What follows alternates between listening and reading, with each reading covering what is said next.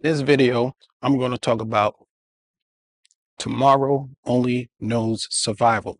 If you're over 40 and you're trying to get healthy and you're trying to get fit, just wanted to let you know tomorrow only knows survival. In other words, get what you got to get done today. All right. I'm going to start off with the health aspects of it. When it comes to being healthy, right, what you put in your body, when you wake up in the morning, have a plan of what you want to eat that day.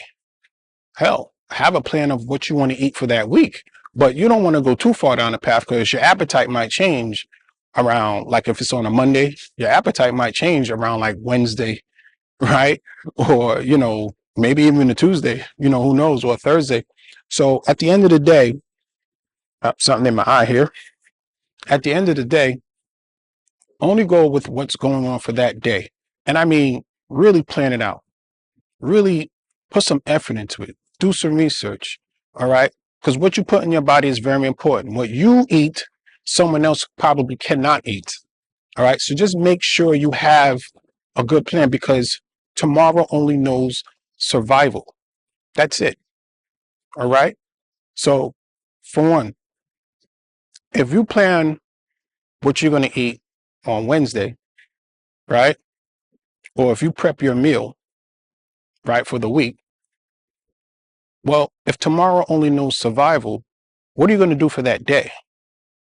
Right? Because aren't you supposed to get through the present day before you start to understand the future? So when you're planning to put food in your body or you're planning on eating healthy, it's very, very, very important because you don't want to get caught up into what tomorrow brings. You don't want to get caught up into everything else. You want to survive, but you got to survive one day at a time.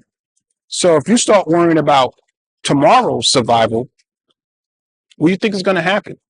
You're going to forget about what you're going to do today.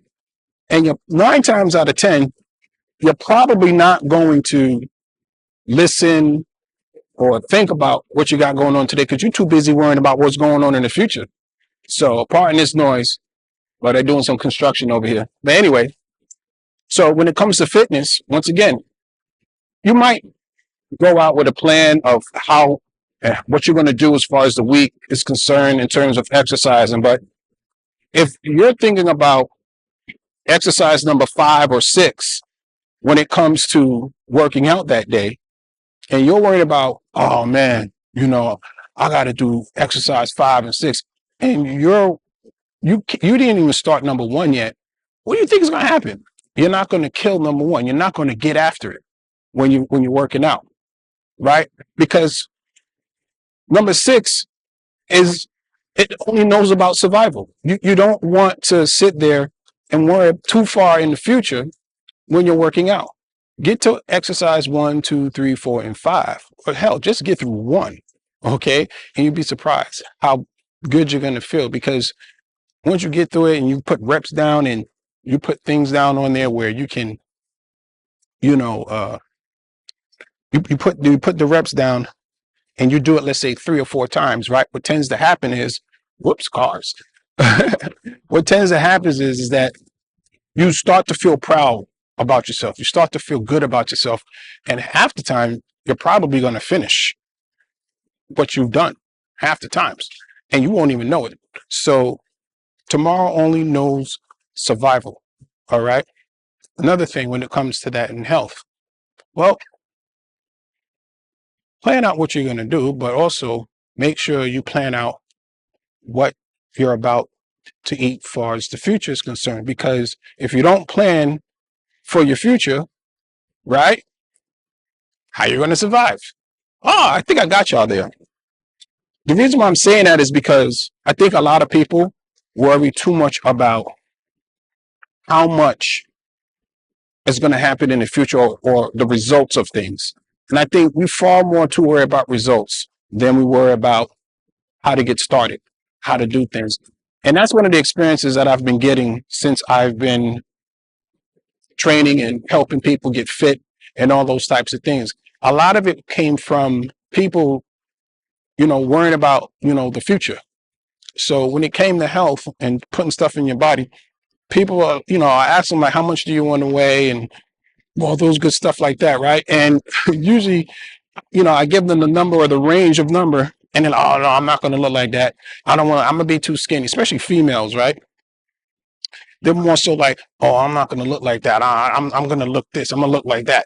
And I always try to tell them like, you don't even know what you're going to look like. You haven't looked like that in years, So at the end of the day, make sure you're make sure you're doing what you're supposed to do when it comes to these types of things, because you have to understand,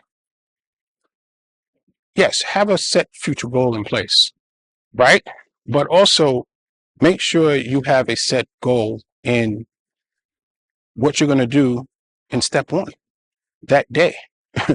All right. So when it comes to health, right, and you're trying to plan to lose weight and trying to do all those things, worry about the right now.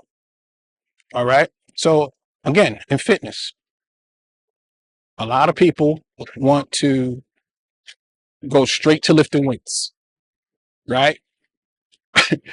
And once again, tomorrow only knows survival. It only knows that. It doesn't know anything about the present or the past. So in order for you to understand your tomorrows, you have to understand your past and your present, right? That's why the present is a gift. I saw this on an anime called, if you want to believe it, Kung Fu Panda, right? I don't know if you guys ever heard of this movie. It's called Kung Fu Panda.